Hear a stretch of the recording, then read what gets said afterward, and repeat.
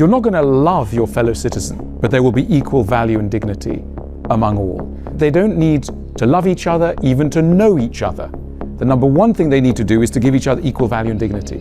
And we're not going to create a grouping based on enthusiasm, on love. And I think that many of the debates around immigration and around nationalism, etc., have got this issue rumbling in the background. What is a nation to be?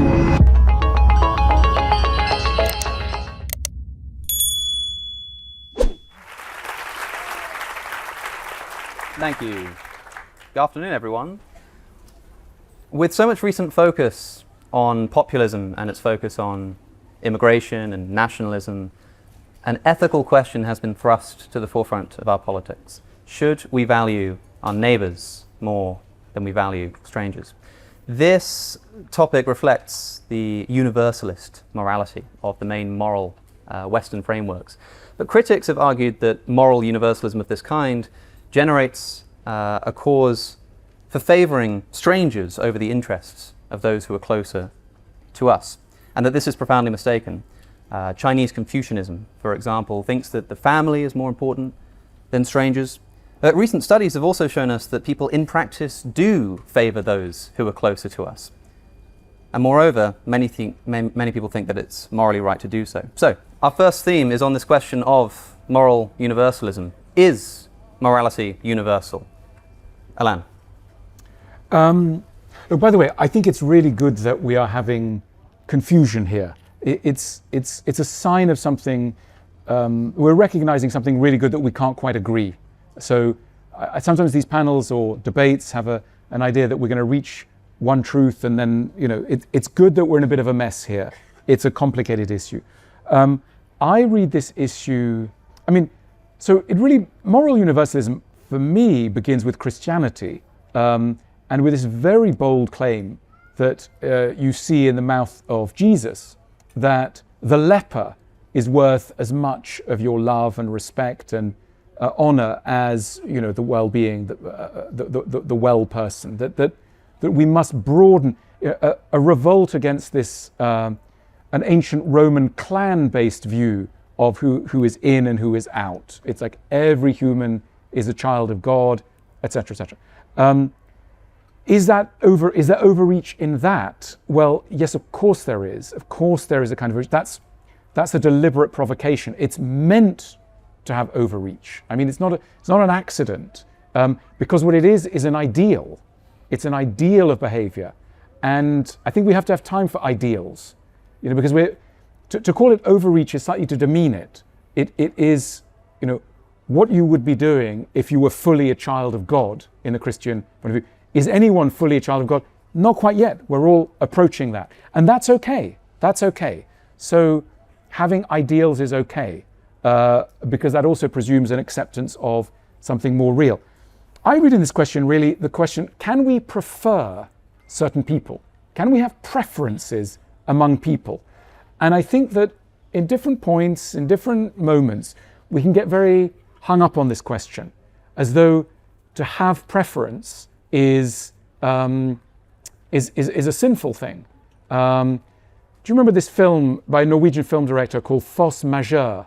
It's a film about a family that takes a skiing holiday, and there's an avalanche in the middle of the skiing holiday.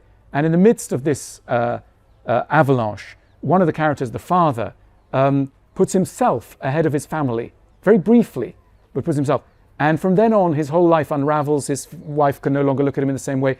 He has shown a preference for people, in this case himself, which is deemed unforgivable.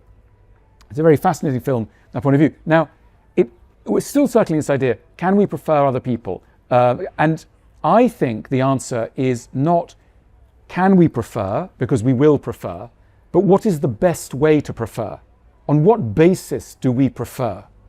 And I think that that's the area that we need to look at. The worst kind of preference is based on some very arbitrary things, like the person's prefers somebody within these land borders. That's a very clumsy way of preferring a human being. Philosophy, of course, has always dealt with preferential groups, as has politics. You know, we prefer those who support a Kantian position. We prefer those who are adherents of Wittgenstein, etc. We are existentialists. It's assumed you can prefer positions. That's a lot more interesting than preferring people from certain nations or certain ages or certain creeds. So there are better ways of preferring people. But can we prefer? Absolutely. So we need to make our way towards more interesting, more nuanced ways of preferring. I will stop it there. Sure. Dr. Benhabib, we'll go to you next. What do you think about this universalist conception of morality? Well, for the sake of the discussion, I will play the role of the house Kantian here. And I'll begin by saying that the question is not so much is morality universal. I think the question that's being asked is an ought question. Ought morality be universal?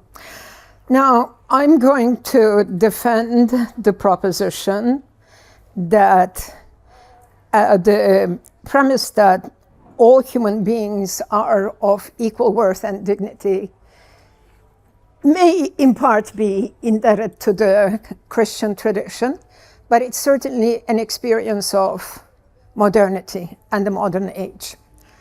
And it remains with us. And I believe that this is what universalism in morality means in the first place, the commitment to equal value and dignity of the human being, which is also incorporated in the various agreements and institutions of the post-World War II period. Now, saying this leads, of course, to the question, human beings have lived by other systems of the good and the just throughout history. There have been systems that are more embedded in an ethics of virtue, oriented towards the family, or an ethics oriented towards religion, theology, cosmology. But I think once the experiences of modernity have yielded this understanding of moral universalism, that there are really no good reasons to justify to another human being the recognition of their worth and dignity. It's very hard to, if I may use a controversial word, to regress behind that. Now, there is a distinction that's made in both Anglo-American and German philosophies, that's between morality and ethical life. Ethical life refers to aspects of communities, affiliations, chosen or not, in which we are embedded. Collegiality may require something different from us than what respecting human rights requires. Being a member of a family may require something different from us than, let's say, what an institutional ethic requires. I very much learned, despite the fact that I'm a Kantian, from Bernard Williams, when Bernard Williams says that sometimes in morality the trouble is that you can have one thought too many. And so I think in that sense we have to try to reconcile these preferences, which I also believe are significant, with our universalist commitments. I don't see an opposition there. I think it's always a matter of being able to mediate properly. Now, anticipating maybe something that my colleague may say, and this is my last point, universalist morality is justifiably accused of hypocrisy. I say justifiably because it is very difficult to be able to exercise it. It's very difficult to live our institutional and political life in such a way that we recognize equal worth and dignity of human beings. So, and it's very hard sometimes not to have to make any distinctions, but nonetheless, if you believe in a principle, a principle is a regulative idea. It guides you.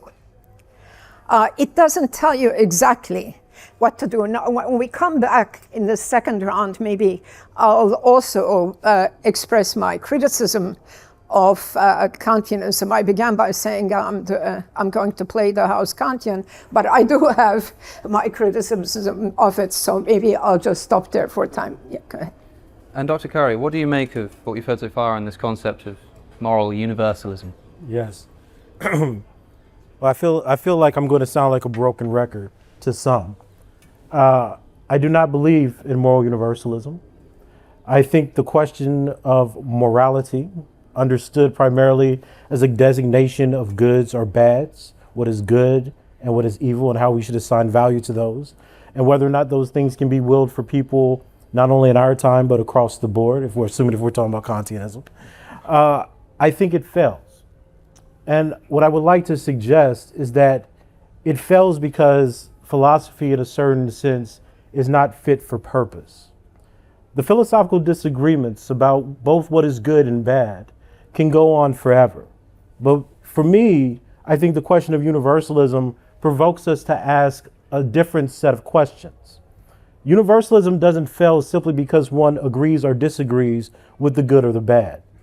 I think moral universalism fails because the very essence of what fits into the category of being a human being has always been contested among European philosophers and from the time period of modernity. We can talk about Kant as developing a system or a categorical imperative by which we can evaluate certain goods and evils across time. But we often do not talk about who Kant thought was exempt from that. There were certain groups of people that Kant simply did not believe belonged in the same moral community as other groups of people. That's not a failure of reason or a misapplication of the universal. It is a fundamental construction of the characteristics by which some people are thought to be human beings and some people are thought to be subhuman and not human at all. What we often do in this debate with philosophy is we assume that having a rational discussion about what we should endorse as individuals, or as our beliefs would lead us to believe who should be included in that discussion of individuals, somehow changes social structures, or more importantly, the people that we believe should exist within certain societies. And I think that there's a lot at risk now with this pretense of moral universalism, because as we see with the right and with other authoritarian and ethno-nationalist forces, morality can be played with. It can be manipulated. Power allows you to construct the universal for those people that you think belong in your group, your sect, or your society. And when we do that, when we see the malleability of the alleged universal, and it's used to murder certain groups of people, and to say that their murder, in fact, makes the world better and more moral because they were evil. We see that certain groups of people don't fit, not because we disagree, but because we've decided to create a world, a nation, a country in their absence. Is that the universal that's at work? Philosophy asks a question that presumes equality. It assumes rationality and a certain ethical dialogue between the members having the debate. But the world seems to teach us something vastly different, that there are certain people who are silenced, that there are certain people who don't get to participate in that dialogue. So the question of whether or not the universal can present itself to everyone equally is something that I reject on the basis of anthropology. I believe that there are certain people that are created as non-humans, that the Enlightenment birthed these categories where people don't matter and do not seem to fit within the category meant for recognition.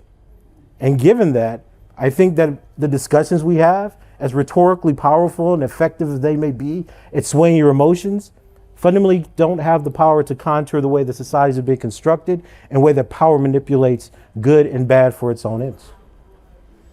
Alain, you talked about ideals in your opening, but do you think that there is an extent to which these can mask practical realities? Sure. I mean, we have to think about the history of the modern nation state, because the modern nation state has, traditionally had this idea of equal value and dignity to all. And the modern nation state comes very late on in the history of groups together. It's essentially saying, you're not going to love your fellow citizen, but there will be equal value and dignity among all. So it's really trying to remove a kind of affective relationship between citizens. The citizens don't need to love each other, even to know each other. The number one thing they need to do is to give each other equal value and dignity.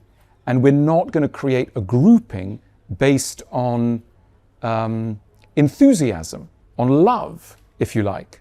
That's not how we're going to do this.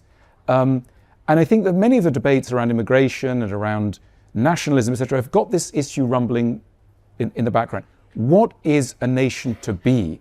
Is it simply a group of people living under the tenet of equal value and dignity to all, who may not like each other at all? They've got nothing in common. They don't want to break bread together. They don't want to hang out together. But there's equal value and dignity. Versus another kind of vision where a group of people who have much closer affective ties are also going to set about maybe denying equal value and dignity to those with whom they are not breaking bread and those that they don't have preferential relations with. And this is the kind of tension of the modern state. The modern state sits on, the way I read it. Do you think that Tommy's right, that it can be easy to say, well, we're going to develop this system by which we treat everybody equally, but rather than saying there are certain people that we don't treat equally, we say, no, we've got this wonderful ideal of human equality, it's just that these people don't count. And that's sort of a different approach to doing the same thing. Yeah. I mean, look, I think it's a shocking historical fact that Kant, who really is the bellwether of this equal value, equal dignity, moral universalism, himself had outgroups. I mean, it's a striking thing. You think, oh my goodness, well, if that's that's how it started. So it's a useful reminder that even those who espouse moral universalism frequently can't fully believe it.